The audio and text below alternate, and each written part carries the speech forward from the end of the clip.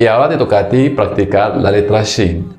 Intenta localizar su posición en las siguientes palabras. شاي شاي. Muy bien. شتاء شتاء. أحسنت. ريش ريش. جيد. مشروب مشروب. Muy bien. عش عش.